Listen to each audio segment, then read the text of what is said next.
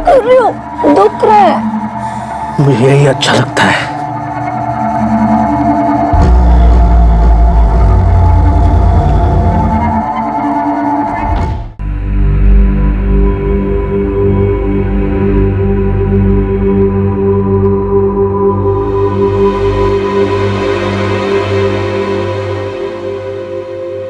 बोलो श्रुति, बात करो। श्रुति, तुम्हें अकेले में बात करनी है?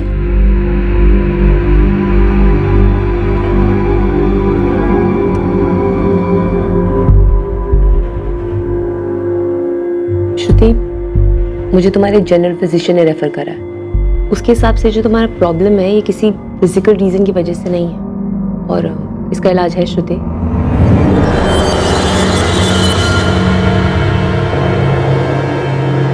तुम्हारे डॉक्टर के हिसाब से तुम्हें तुम्हारे सपने में कोई इंसान नजर आता है जो दरवाजे पे खड़ा हो। तुम्हारे हस्बैंड ने भी यही बताया कि तुम अक्सर नींद में उठ जाती हो चिल्लाते हुए उस आदमी की वजह से जो दरवाजे पे आके खड़ा हो जाता है, और ये रियल में है। हाँ हाँ, वो रियल है, वो सच में है, वो सच में है। वो कौन है वो श्रुति? कैसा दिखता है? अगर तुम मुझे कुछ बताओगी नहीं तो मैं तुम्हारी मदद कैसे करूंगी?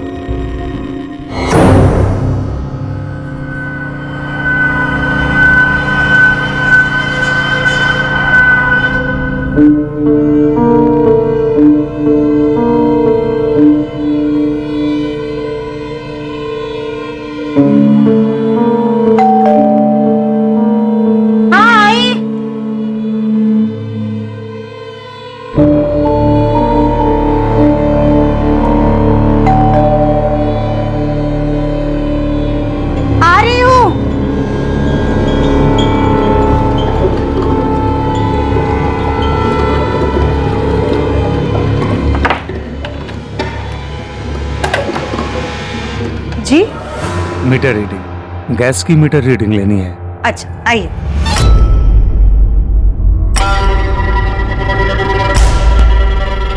लता पाल को दरवाजा नहीं खोलना चाहिए था।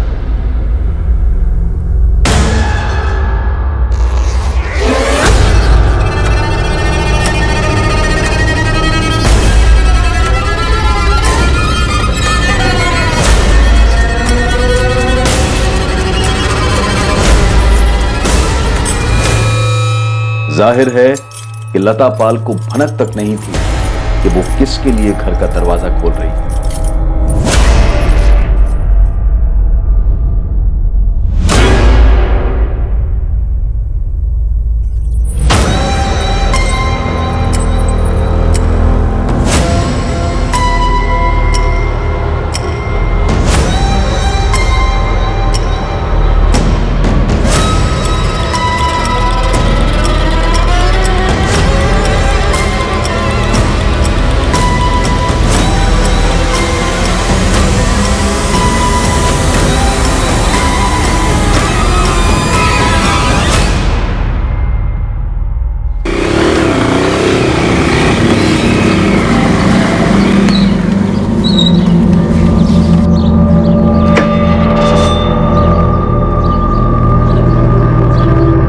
देखो तुमने आज भी दरवाजा।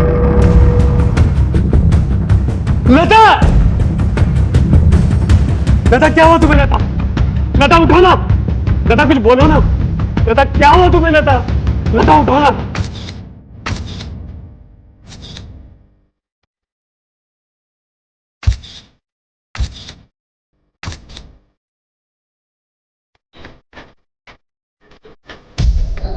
सर, दरवाजा पहले से खुला हुआ था। मैं रोज की तरह शाम को 5:45 घर वापस आया था। जयशंकर, घर के दरवाजे पर जोर जबरदस्ती का कोई निशान नहीं। क्या आज कोई आपके घर आने वाला था जिसके लिए आपकी पत्नी लता ने खुद दरवाजा खोला हो?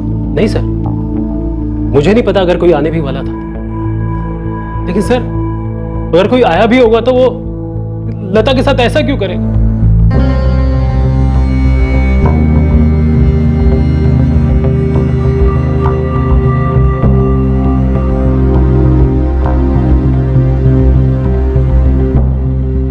आज आपकी आपकी पत्नी लता के साथ आखिरी बार बात कब हुई थी? सुबह जब मैं दफ्तर के लिए निकल रहा था, ये 9 या 9:30 बजे के आसपास। सर कबर्ड को तो छुआ तक नहीं गया है। लता के सोने के कंगन और कानों के झुमके ज्यों के त्यों रखे हुए, तो चोरी का इरादा तो मालूम नहीं होता। किसी जान पहचान वाले का काम है ये। पर कौन जान पहचान वाला? कौन आने वाला था? किसने किया ऐसा? जयशंकर इधर आइए। यहाँ पहले कुछ सामान रखा हुआ था जिसे हटाया गया। सर ये देख रहे हैं निशान? आपने या आपकी पत्नी ने यहाँ से कुछ सामान हटाया है? यहाँ एक फूलदान था। फूलदान? जी सर, मेरी बीवी सालों पहले किसी मेले से उठा लाई थी। बहुत सस्ता था सर।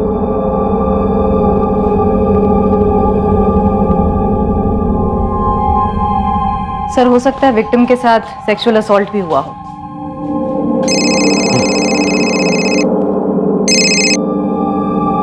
हाँ जगन, हम यहाँ एक अजीबोगरीब क्राइम सीन पर हैं। तुम्हारे यहाँ क्या सीन है? सर मेरा क्राइम सीन भी कुछ कम अजीब नहीं है सर, विक्टिम 30 साल की महिला है और इसका गला घोटकर मारा गया है। घर में कहीं भी फोर्स एंट्री के निशान नहीं है। व्हाट? चेन से गला घोटा गया है? हाँ सर। यहाँ भी यही हाल है जगन। क्या? सर वहां से कुछ गायब हुआ है क्या? हाँ, एक फूलदान गायब है। क्यों? वहां से भी कुछ गायब है? सर एक मोर, सजावट की आइटम है सर, वो गायब है। ये जगह खाली लग रही है। यहाँ पर कुछ था क्या? हाँ सर, यहाँ पे मोर था।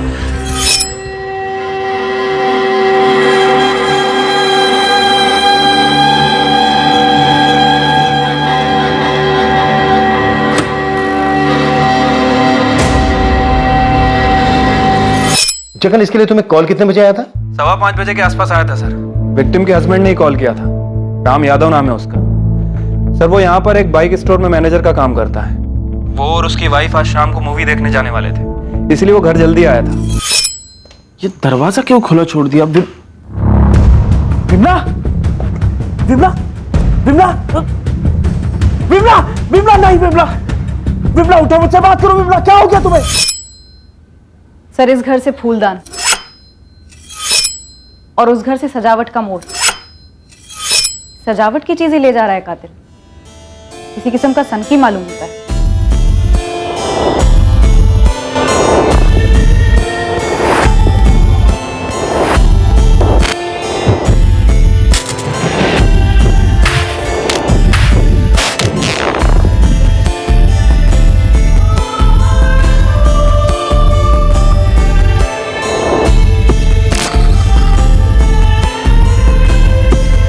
पुलिस के लिए 5 जून की उस रात की सुबह नहीं थी। लता पाल और विमला यादव की भयंकर हत्याओं की खबर सारे गाजियाबाद शहर को खौफ की जंजीरों में जकड़ने वाली थी। एक अनजान सनकी कातिल खुला घूम रहा था। ये दोनों मर्डर साधारण नहीं थे। ना तो यह हत्याओं की शुरुआत थी और ना ही अंत। और पुलिस के जो सामने था वो काफी कुछ कह तो रहा था, पर हकीकत की दिल्ली अभी बहुत ज्यादा दूर थी। दोनों केसेस की मोडस ऑपरेंडी सेम रही है प्रशांत। ये लता पाल, चेन से गला घोटा गया। ये विमला यादव, इसका भी गला चेन से घोटा गया। दोनों औरतों की हत्याओं के बाद लाश के साथ संभोग हुआ है, पर सीमेन के ट्रेसेस नहीं, लाशों के साथ संभोग। You mean necrophilia? हाँ, नेक्रोफिलिया। नेक्रोफिलिया लाशों के प्रति लैंगिक रूप से आकर्षित होना, उनके साथ सेक्स करने के अवसर ढूंढना या उन्हें तैयार करना कत्ल के जरिए, यह एक मानसिक विकृति है। पर सेमेन के ट्रेसेस कैसे नहीं मिले? ऐसी मानसिक विकृति का आदमी इतना सतर्क होगा कि वो कॉन्डोम यूज करे? प्रशांत, मानसिक रोगी हमें हर कदम पर सरप्राइज देते हैं। खूनी ने एक घर से फूलदान और एक घर से पीकॉक वाला डेकोरेशन चुराया। ये उसके लिए ट्रॉफीज हैं। आप अपने पुराने रिकॉर्ड्स चेक कीजिए। मुझे लगता है ये उसका पहला जुर्म नहीं है। सर लता पाल, पति जयशंकर पाल, 5 साल पहले शादी हुई, चंदन नगर में रहते थे। खुशहाल शादीशुदा जिंदगी। पत्नी हाउसवाइफ थी, ज्यादातर दिन में घर पर ही रहती थी, और पति बैंक में क्लर्क था। सर विमला यादव, पति रामकुमार यादव, रुद्र विहार के रहने वाले, 8 महीने पहले शादी हुई। विमला यादव हाउसवाइफ थी और रामकुमार यादव बाइक स्टोर में मैनेजर है। इन लोगों की शादी में भी कोई तकलीफ नहीं थी, सब कुछ सही चल रहा था। एक बात और गौर करने वाली है। इन दोनों औरतों पर जब हमला हुआ, ये दोनों औरतें अपने अपने घर पर अकेली थी अपने पतियों के काम पर जाने के बाद। जी सर। ये चंदन नगर पूर्व गाजियाबाद और रुद्र विहार है यहाँ से 15 मिनट की दूरी पर। सर, लता और विमला के मर्डर में एक चीज और कॉमन है। क्या? सर, दोनों के मोहल्ले में कहीं भी सीसीटीवी कैमरा नहीं। आसपास की दुकानों पर भी नहीं? नहीं सर, कहीं भी नहीं। कातिल ने पूरी रेकी की होगी। एमीन दोनों औरतों को अपना निशाना नहीं बनाया। वो भी एक ही दिन में, एक के बाद एक। ज्यादा समय नहीं है दोनों हमलों के बीच। हमले एक ही वक्त तो नहीं हो सकते, फिर भी कितना अंतर होगा दोनों हमलों के बीच डॉक्टर? 1 घंटा, मैक्सिमम 2। सर, मुझे रामकुमार यादव का फोन आया था शाम को 5:15 बजे रुद्रा विहार से। और जयशंकर का कॉल आया था चंदन नगर से 6 बजे। सर, विमला के पति रामकुमार ने बताया कि वो विमला के साथ 6 बजे फिल्म देखने जाने वाला था, इसलिए वो 5 बजे घर पर आया। उसके बाद उसने मर्डर रिपोर्ट किया। और सर, लता का हस्बैंड रोज की तरह 5:45 बजे घर आया था। नेक्रोफीलिया के अपने सारे पुराने केस खंगालो, सभी कब्रियों को काम पे लगा दो। ठीक है सर। अच्छा सर, इन 2 मर्डर्स की खबर पूरे शहर में आग की तरह फैल रही है। शाम तक पूरे शहर में खलबली मच जाएगी। इससे पहले कि ये आदमी किसी तीसरी औरत को अपना शिकार बनाए, हमें इसे धरना होगा।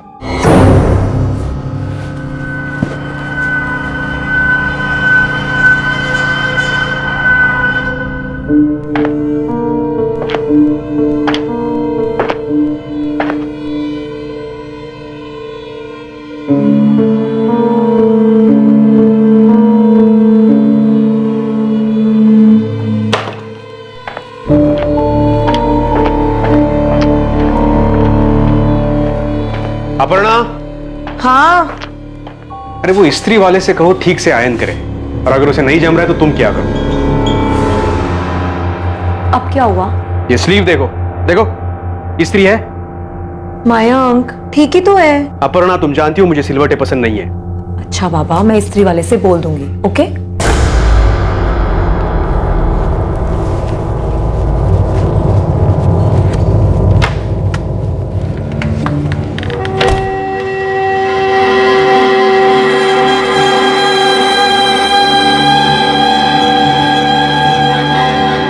पुलिस के पास मुजरिम के हुलिये की कोई डिटेल नहीं। पुराने केसेस की फाइल्स खंगाली गईं ताकि इस केस पर कोई लीड मिले जिसने पूरे शहर को आतंकित कर दिया। चेन वाला हत्यारा, ये कौन है, कहां से आता है, किसी को नहीं पता। इस पर कोई जानकारी सामने नहीं आई है। दरवाजा खोलने से पहले ध्यान रखें, पहले देख ले कौन है। किसी भी सूरत में बिना देखे दरवाजा ना खोले। एक चेन लेकर घूम रहा है ये सरफिरा। चेन किस तरह की है ये अभी तक पता नहीं चल पाया है, लेकिन पुलिस का कहना है कि जो 2 महिलाओं को ये दरिंदा मार चुका है, उन दोनों के गलों पर चेन के निशान पाए गए हैं। ये आदमी किसी भी दरवाजे पर दस्तक दे सकता है, किसी भी रूप में आ सकता है। पुलिस के पास अभी तक इस वैशी साइको किलर की स्केच तक नहीं है। इस मानसिक रूप से बीमार आदमी को पकड़ने के लिए पूरी गाजियाबाद पुलिस काम कर रही है, पर पुलिस ने पब्लिक को हमारे चैनल के माध्यम से संदेशा दिया है कि हर नागरिक को चौकन्ना रहना होगा। ये हत्यारा पब्लिक में घूम रहा है, वो कोई भी हो सकता है। अगर बेल या दस्तक के बाद कोई अजनबी दिखे बाहर, हल्का सा भी शक हो तो दरवाजा बिल्कुल ना खोले।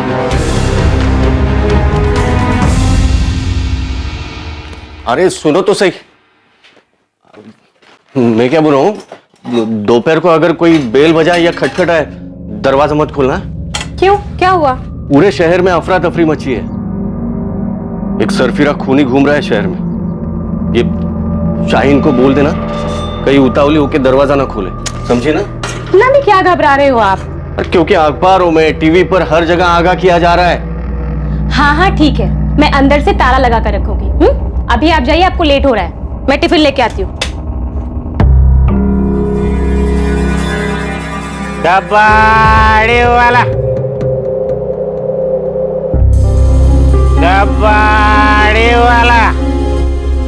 क्या भाभी जान है क्या? कोई माल बाल पुराना नया? ये सीरियल किलर कोई भी हो सकता है जो आपके घर के आसपास मंडरा रहा हो।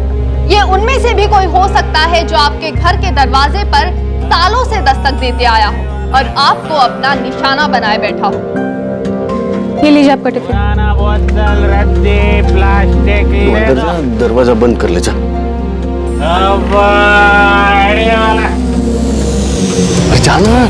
हाँ मैं जा रही हूँ, आप आराम से जाइए। कबाड़ी वाला।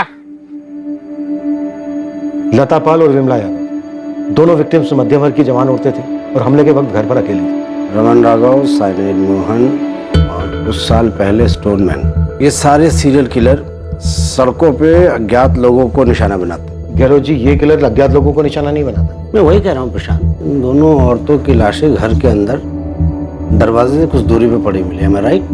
राइट। इसका मतलब इन दोनों औरतों ने खूनी के लिए खुद दरवाजा खोला, उसे अंदर आने दिया। शायद वो आगे आगे चल रही होगी और वो पीछे पीछे उसने चेन निकाली और उसके गले में कस दी। हम ये पकड़ के चल रहे हैं कि ये दोनों अटैक एक ही आदमी ने किए होंगे, सीरियल किलर होंगे। और ये सीरियल किलर एक नेक्रोफिलिक है। क्या लगता है आपको, क्या उम्र होगी इसकी? आपकी एनालिसिस क्या कहती है? ये किसी किस्म का मजदूर या कारीगर हो सकता है जिसे हम आसानी से घर के अंदर आने देते हैं। लेकिन इन दोनों विक्टिम्स ने उस दिन किसी टेक्नीशियन को अपने घर नहीं बुलाया था। मैं मतलब प्लम्बर, इलेक्ट्रिशियन वगैरह। इसे अभी के लिए एक्स बुलाते हैं। एक ही दिन में तकरीबन 2 घंटे के अंदर इसने 2 औरतों का मर्डर किया, लता और विमला, और उनकी लाशों के साथ रेप किया। इसमें कोई दो राय नहीं कि इसने ये काम पहली बार नहीं किया, इसने ये काम कई बार किया है। ये तजुर्बाकार है। हम पिछले सारे नेक्रोफीलिया के केसेस स्टडी कर रहे हैं। आपका कातिल पाइप्ड गैस या इलेक्ट्रिसिटी मीटर की रीडिंग के बहाने आया होगा। गैस की मीटर रीडिंग लेनी है। लता पाल और विमला यादव के गैस और इलेक्ट्रिक के मीटर घर के अंदर, और इन औरतों ने उसे आसानी से अंदर आने दिया। अच्छा, आइए। ये थ्योरी हो सकती है। आपका ये कातिल गैस या इलेक्ट्रिसिटी टेक्नीशियन के रूप में आया होगा या इन दोनों डिपार्टमेंट में काम करता होगा। घास के बोरे में सुई है गहलोत जी। आपके पास उस आदमी का हुलिया नहीं, और जिन लोगों ने उसे देखा था वो दोनों औरतें मर चुकी। अगर आपको कोई सुई तक पहुंचा सकता है तो वो है इस सुई का अतीत। सर, एक डॉक्टर अंजलि पाठक है, साइकियाट्रिस्ट हैं, प्राइवेट प्रैक्टिस करती, आपसे अर्जेंटली बात करना चाहती हैं। अतीत ने अपना फन फैलाया। ये हत्यारा, ये सीरियल किलर वाकई में नेक्रोफीलिया का मरीज था जिसने पहले भी औरतों को शिकार बनाया था। पर क्या उसके हमले में कोई ऐसी औरत भी थी जो बच निकली थी? क्या वो इस दरिंदे को बेनकाब कर पाती? क्या इस हाई प्रेशर केस में पुलिस को कोई ठोस सुराग मिलता? डॉक्टर पाठक, मैं पुलिस इंस्पेक्टर प्रशांत चौबे बोल रहा हूँ। जी, मैंने अभी ये विमला यादव और लता पाल के मर्डर्स के बारे में पढ़ा। डॉक्टर पाठक, क्या ये किसी आपके पेशेंट का काम है? जी नहीं, लेकिन मेरी एक पेशेंट है। तो क्या आपकी इस पेशेंट पे भी इस तरह का हमला हुआ है? डॉक्टर अंजलि गहलोत है। आई एम श्योर कि आपके पेशेंट के केस में और इन दोनों केसेस में आपको कोई समानता दिखी होगी। नहीं, मेरी पेशेंट अभी शॉक में है और वो ज्यादा बात नहीं कर पा रही है। लेकिन मेरी पेशेंट के हस्बैंड से बात हुई थी और उसने मुझे बताया कि जब मेरी पेशेंट करीब 1 महीना पहले घर पे अकेली थी तो किसी ने उनकी डोरबेल बजाई। जब वो दरवाजा खोलने गई तो उस इंसान ने उस पर अटैक कर दिया। डॉक्टर पाठक, हम आपकी इस पेशेंट से बात करना चाहते हैं।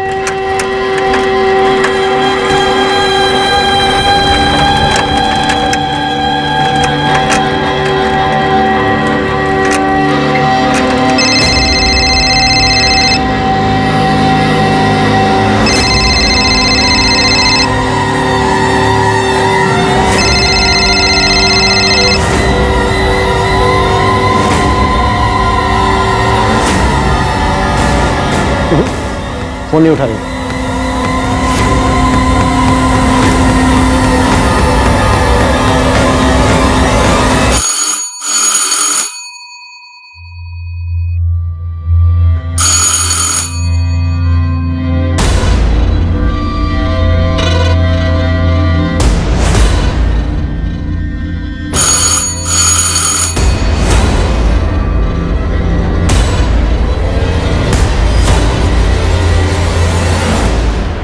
कौन है?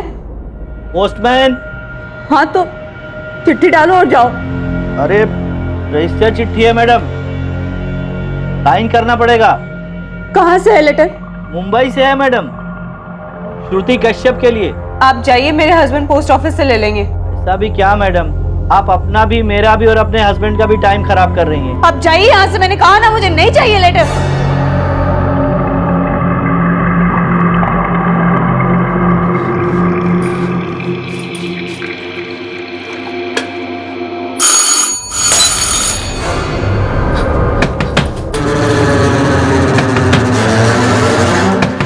श्रुति, प्लीज दरवाजा खोलिए। श्रुति, मैं पुलिस इंस्पेक्टर प्रशांत चौबे। देखिए, हमें आपकी डॉक्टर अंजलि पाठक ने भेजा है। हम आपकी मदद करने के लिए आए हैं, प्लीज दरवाजा खोलिए। श्रुति, मैं assistant sub inspector Mithila Lohia. दरवाजा खोलो श्रुति।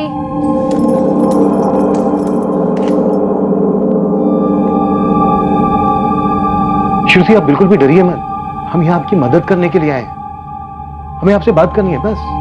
तुम चाहो तो अपने हस्बैंड को फोन करके बुला लो। आप लोगों ने पुलिस कंप्लेन क्यों नहीं की? डॉक्टर अंजलि की सलाह के बाद हम करने वाले थे। तुमने हमलावर का चेहरा ठीक से देखा था? जी तो बताइए कैसा दिखता है वो, उम्र क्या होगी उसकी? सर, लगभग 1 महीने पहले 16 मई का दिन था।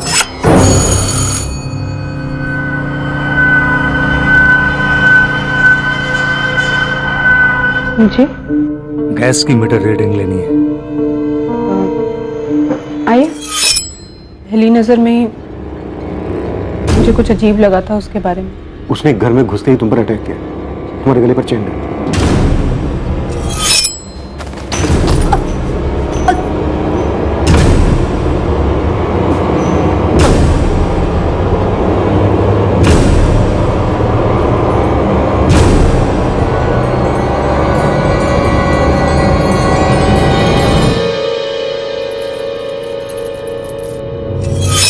मेरा दम घुट रहा था। मैं समझ गई कि आदमी मुझे मार डालना चाहता है, इसलिए मैंने मरने की एक्टिंग की। फिर उसने तुम्हारे साथ? हाँ, कोशिश की।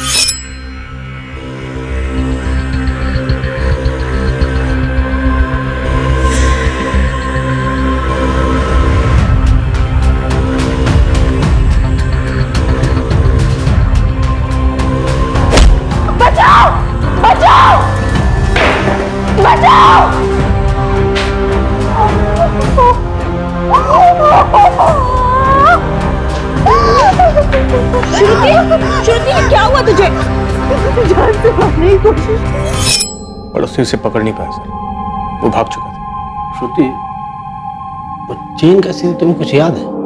सर, मैं ठीक से देख तो नहीं पाई, पर इतना पक्का है स्टील या एल्युमिनियम की थी।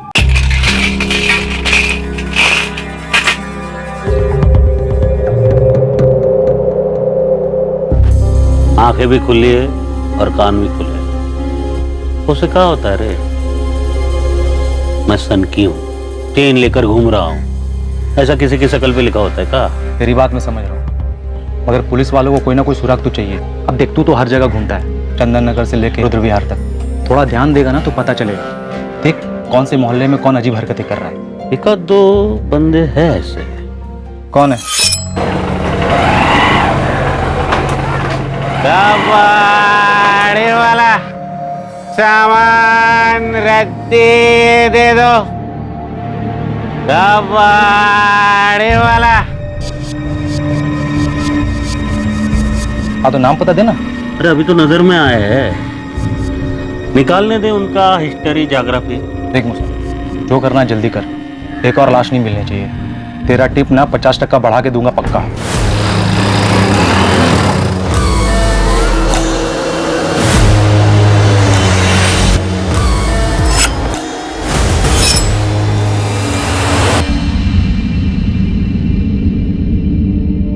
पहचान सकती हो कैसा था? सर, मैं ठीक से देख तो नहीं पाई, लेकिन पतली चेन थी। कुछ इस तरह की? हो सकता है। अच्छा, आप और आपके हस्बैंड पुलिस स्टेशन क्यों नहीं आए थे? सर, हादसे के बाद हमें कुछ समझ ही नहीं आ रहा था कि हम करें तो क्या करें। श्रुति बीमार हो गई थी और डॉक्टर ने कहा कि साइकाट्रिस्ट से मिल लो। देखो श्रुति, तुम्हें अब डरने की जरूरत बिल्कुल नहीं है। हम सब हैं तुम्हारी प्रोटेक्शन के लिए। तुम बस हिम्मत करके उस आदमी का चेहरा याद करो। देखो श्रुति, वो आदमी पहले ही 2 औरतों को मार चुका है। हम नहीं चाहते कि किसी तीसरी को भी वो शिकार बने। जब उसने तुम पर हमला किया, तुमने बहुत हिम्मत दिखाई, बहुत सूझबूझ से काम लिया। अब तुम एक बार फिर से... मुझे लगता है तुम उस आदमी को जानते हो। वो कोई बुरा आदमी नहीं है, तुम उसे जानती हो, इसलिए तुम इतना घबराई हुई हो, है ना? देखो श्रुति, अगर तुम उसको जानती हो, उसे पहचानती हो, तो प्लीज बताओ। हम श्योर नहीं है, हम सिर्फ शक है। हमें उसे किसी भी हालत में रोकना है, इसलिए आप दोनों जो भी जानते हैं प्लीज बताइए। सर मुझे नहीं लगता वो आदमी बुजुर्ग था। मुझे लगता है वो बुजुर्ग होने का ढोंग कर रहा था।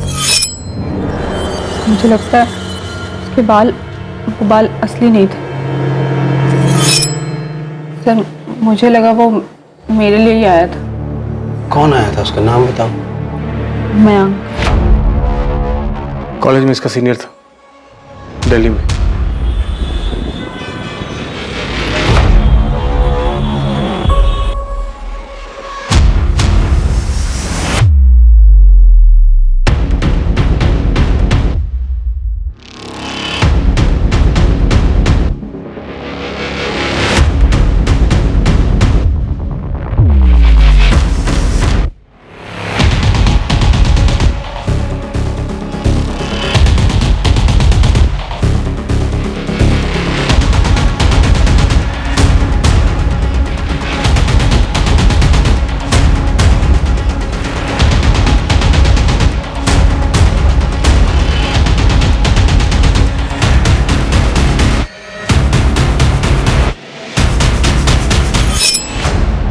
ये स्लीव देखो, इस्त्री है।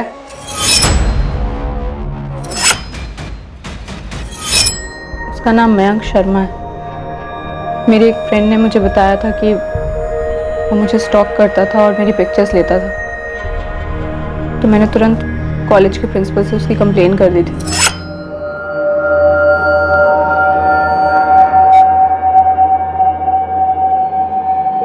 ये सब क्या है मयंक?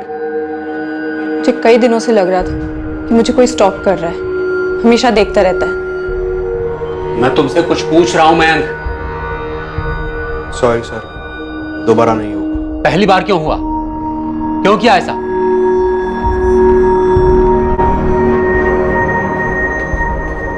श्रुति देखो देखो, मैं चिल्लाऊंगी। अरे मुझे तुमको सॉरी बोलना था। नहीं चाहिए तुम्हारी सॉरी, जस्ट गेट लॉस्ट। श्रुति मैं तुमसे बहुत प्यार करता हूँ, इसलिए तुम तक पहुंचने की कोशिश कर रहा हूँ मैं। श्रुति आई लव यू। मेरी बात तो सुनो तुम। अरे मैं स्टॉकर नहीं हूँ। आई लव यू श्रुति।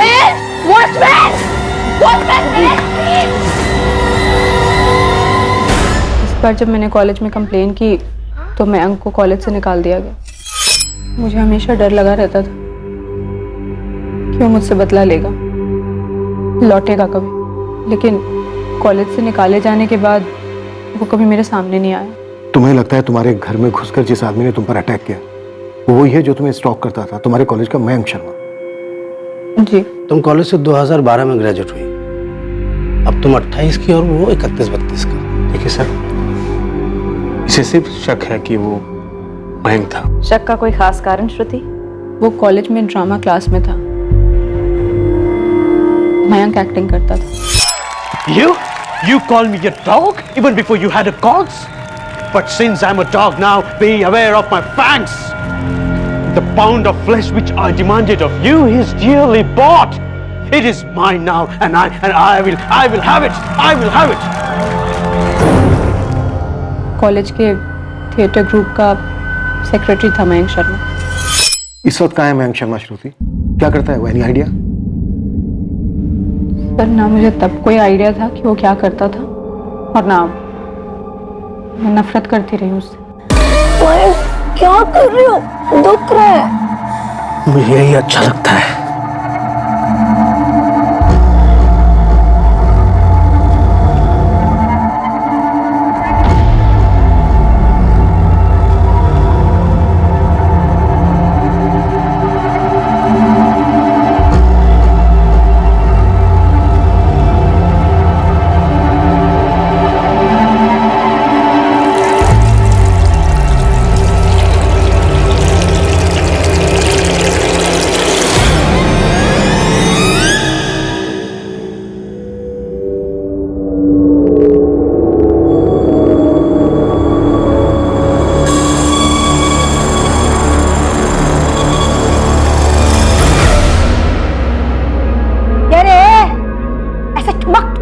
करेगा? 2 बाल्टी में पूरा दिन निकालेगा क्या? अरे किसे घूर रहा है? भूल किसे रहा है? ये तेरी मेंढक जैसी बड़ी बड़ी आंखें है ना, वो भी 4-4। तेरे पेंशन के पैसे में क्या नौकर रखूं? चल जल्दी काम कर, हाथ पाँव चला।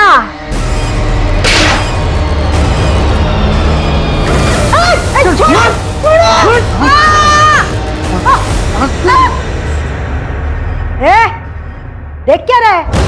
चल हाथ पाँव चला।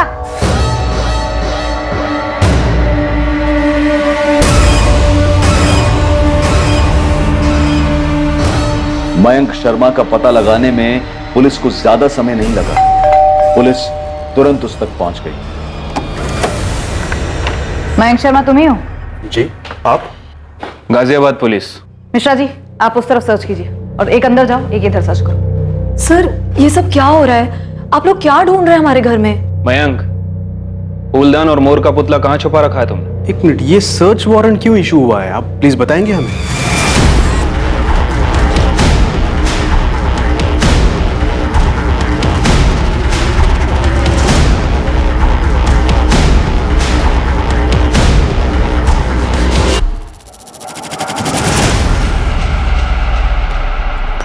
सर ये देखिए सर।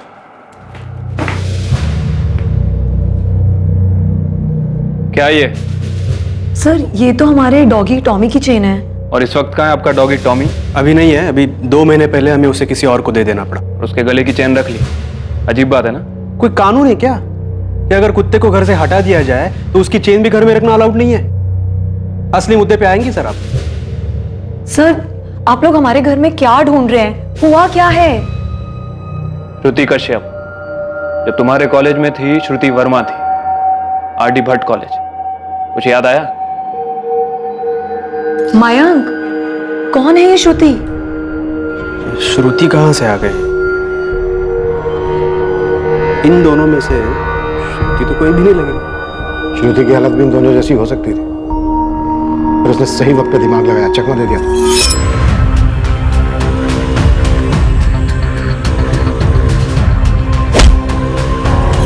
कॉन्डोम का इस्तेमाल किया तूने। एक बार भी तूने ये नहीं सोचा कि चेन पे से भी तेरे अंश मिल सकते हैं? अगर एक भी अंश मिला ना तो उससे तेरा डीएनए निकाला जा सकता है। आप लोग बिना सोचे समझे कुछ भी बोल रहे हैं। आप कह रहे हैं कि मेरे हस्बैंड सीरियल किलर हैं। हम कह नहीं रहे, हमें शक है। देखिए ये श्रुति जो भी है, आपको दिख नहीं रहा है कि वो मेरे पति को फंसा रही है? मयंक दिल्ली के एक बड़े बीपीओ में असिस्टेंट मैनेजर हैं। हमारा एक बच्चा भी है। आप लोग किस बेसिस पर किसी भी औरत के किसी भी बात पर विश्वास कर रहे हैं? सर आप मेरे ऑफिस कॉल कीजिए। 5 जून को पूरे दिन में अपने डेस्क पर था। अब रही बात इस बुजुर्ग आदमी की, मैच तो कर रहा है मुझसे। मतलब जब मैं कॉलेज में प्लेस किया करता था ना तो ऐसे ही लगता था मैं। इसको दाढ़ी नहीं है, मैं दाढ़ी लगाता था और ऐसे बाल। आपको पता है सर, जब कभी ऐसे ओल्ड मैन के कैरेक्टर्स आते थे ना तो सबके दिमाग में सबसे पहले मेरा ही नाम आता था।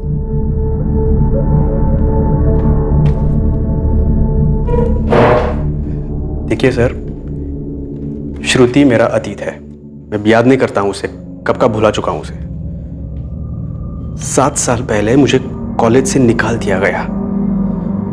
एक कॉलेज से दूसरे कॉलेज भटकता रहा और ये बात सबको पता थी, किसी से नहीं छिपी रही कि श्रुति ने मुझ पर एक स्टॉकर, एक विकृत इंसान का आरोप लगाया था। क्या क्या नहीं बोला था मेरे बारे में। बहुत भारी कीमत चुकाई थी सर मैंने। और यही कीमत वसूली तूने दूसरी औरतों से। लतापाल, विमला यादव, इनसे पहले और कितनी औरतें मारी तूने? सर एक बात बताऊं, क्राइम थ्रिलर, साइको थ्रिलर पर शोज, फिल्में देखना मैं बहुत पसंद करता हूं सर। मुझे बहुत अच्छा लगता है, बहुत देखता हूं। लेकिन मैंने ये कभी नहीं सोचा था कि एक दिन क्राइम मेरे ही दरवाजे पर दस्तक देगा, और वो भी ऐसे स्ट्रेंज। श्रुति का पता कैसे लगाया तुमने? मैंने पता नहीं लगाया सर। जिस दिन मुझे कॉलेज से निकाल दिया गया उसी वक्त मैंने श्रुति को अपने दिल और दिमाग से हटा दिया, अपनी यादों से भी। ये अजीब बात है, श्रुति ने अब तक नहीं मुझे निकाला अपने दिमाग से। फिर 7 साल बाद एक हादसा होता है, सीरियल किलिंग होती है शहर में, और श्रुति को तुरंत मेरा नाम याद आ जाता है। तुरंत तेरा नाम याद नहीं आया उसे, धीरे धीरे खुली है वो। आप किसी को बहुत पसंद करते हो लेकिन बोल नहीं पाते हो, और फिर आपको एक स्टॉकर, एक साइको करार दे दिया जाता है।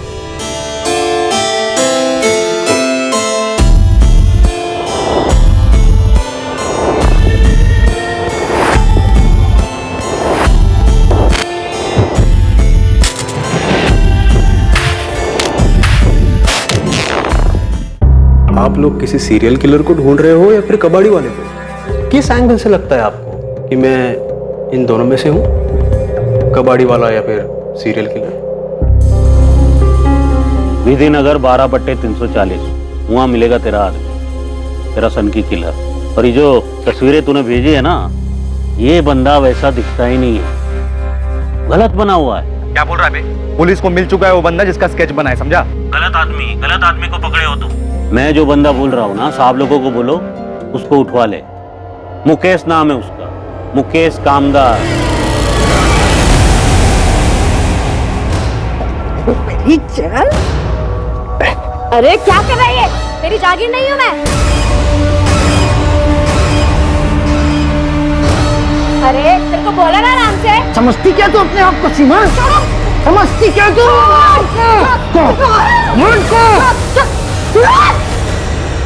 साले बुड्ढे, कितनी बार बोलना पड़ेगा तुझे? मैं तेरी बीबी सीमा नहीं हूँ। माफ कर दो, गलती हो। पैसे कहाँ हैं? पैसे कहाँ गए? कहाँ गए पैसे? पता उड़ गए पैसे? हाँ? कहाँ उड़ाए? पैसे कहाँ उड़ाए? बता पैसे कहाँ है? नहीं ना बताएगा तो तुम्हें खाना नहीं दूँ। मर भूखा मर साले कुत्ते। सर मैंने पूरी छानबीन कर ली है, मैं बता रहा हूँ आपको, यही आपका फोन है, आप उठा लो। सर ये बंदा घर में कुछ और है, बाहर में कुछ और ही है, बन ठन के निकलता है रोज।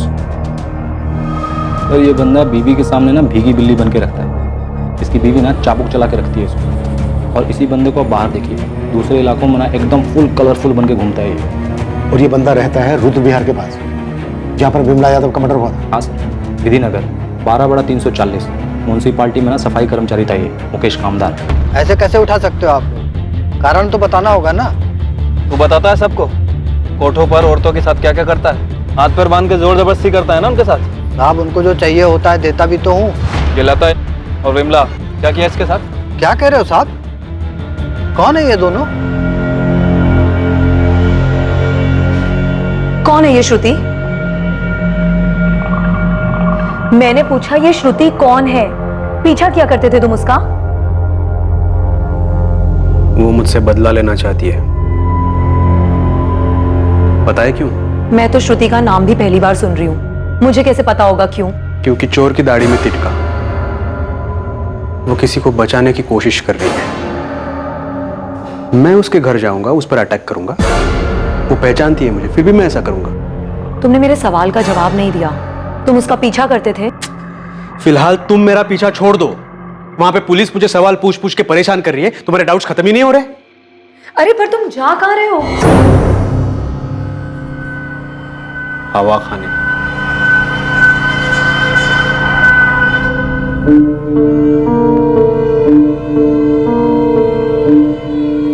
ये मयंक नहीं है प्रशांत, मैं श्योर हूं ये मयंक नहीं है। एक और नाम सामने आया, मुकेश कामदार। ये कोई 50-55 की उम्र होगी। इंट्रोगेट करने वाले हैं हम उसको। क्या लीड है इस मुकेश पे? बीवी के सामने भीगी बिल्ली और सेक्स वर्कर के सामने बब्बर शेख। इंटरेस्टिंग। इसकी प्रोफाइल तो तुम्हारे किलर से मैच करती है। वैसे मयंक भी हमारी रडार से बाहर नहीं है, नजर रखे हुए हैं इस पर। आपको ऐसा क्यों लगता है कि वो मयंक नहीं हो सकता? प्रशांत मुझे तो ये भी लगता है ये मुकेश भी नहीं है जिसे आप पकड़ के लाए। मैंने चैन से गला घोट के मारा। हाँ तूने? कहाँ मिलती है ऐसी चैन? हमें बताओ ना साहब, हमें चाहिए। कभी कभी मन करता है ना कि अपनी सीमा, मन करता है कि सीमा को मार दो। हाँ दिमाग खराब हो गया साहब मेरा, जीना हराम कर रखा उसने। दम घुटता है मेरा दम। तेरा घर में दम घुटता है, इसीलिए तूने इन दोनों औरतों का गला घोट दिया, मार डाला इन दोनों औरतों को। ये दोनों तो अच्छी खासी औरतें दिखती हैं साहब, जवान हैं, सुंदर हैं, स्वभाव की भी अच्छी ही होंगी। अगर इनका पति होगा ना तो ये उसको इज्जत देती होगी। भला इन औरतों को क्यों मारूंगा मैं? ये सीमा जैसी नहीं है साहब। हाँ मिथिला, कुछ मिला मुकेश के घर से? वहाँ सर्च जारी है सर, लेकिन एक नया मर्डर रिपोर्ट हुआ है। प्लीज अब ये मत बोलना कि वो एक औरत है और हमारे केस से। हाँ सर, दरिया नगर में सेम प्रोफाइल है, वही सीरियल किलर।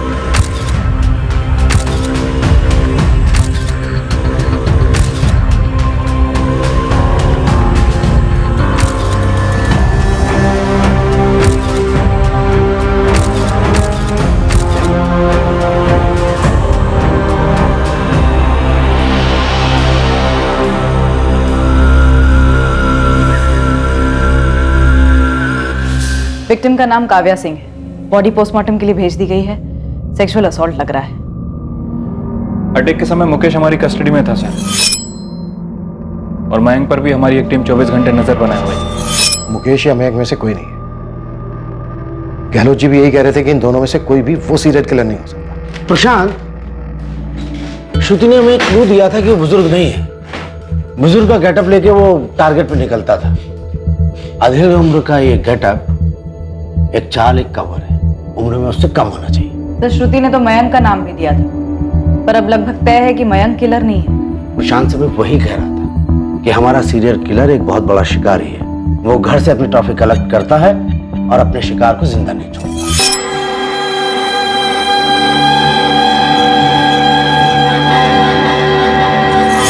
एक्स अपने किसी भी विक्टिम को जिंदा नहीं छोड़ता है।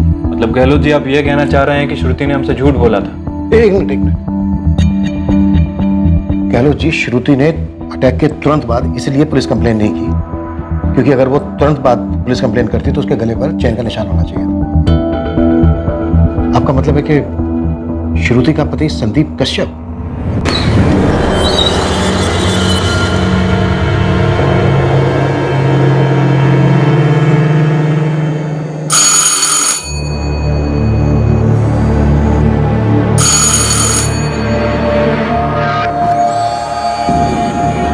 क्या श्रुति, अब मेरे लिए भी इतना टाइम लेती हो दरवाजा खोलने में? अब मुझसे भी डरोगी तुम?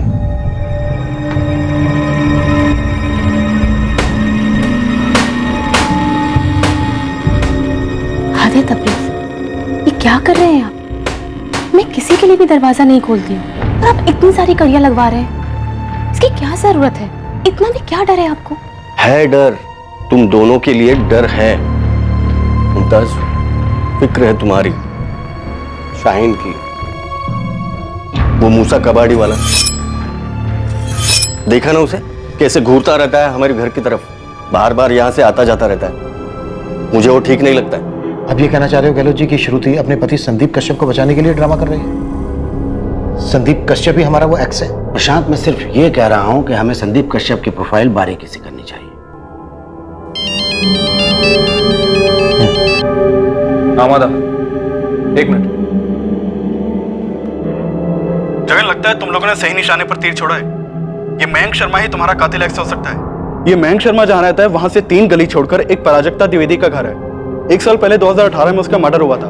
मॉडस ऑपरेंडी बिल्कुल वैसी ही है जैसी एक्स की है।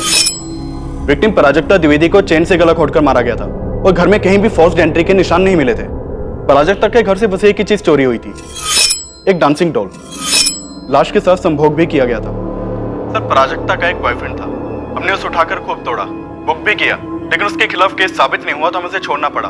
बाद में जब आपके केस की फाइल आई और उसमें सस्पेक्ट मयंक शर्मा की डिटेल्स आए तो रियलाइज हुआ कि आपका सस्पेक्ट मयंक शर्मा प्राजक्ता के घर से 3 गली छोड़कर ही रहता है। ठीक है माधव, थैंक यू। कैसे हो सकता है ये? जब काव्या सिंह का मर्डर हुआ तो मयंक पर हमारे आदमियों की कड़ी नजर थी, वो अपने घर पे ही था। तो फिर काव्या सिंह का कत्ल किया किसने? वो भी हूबहू उसी तरीके से। ये कोई कॉपी कैट है या फिर कोई और ही है?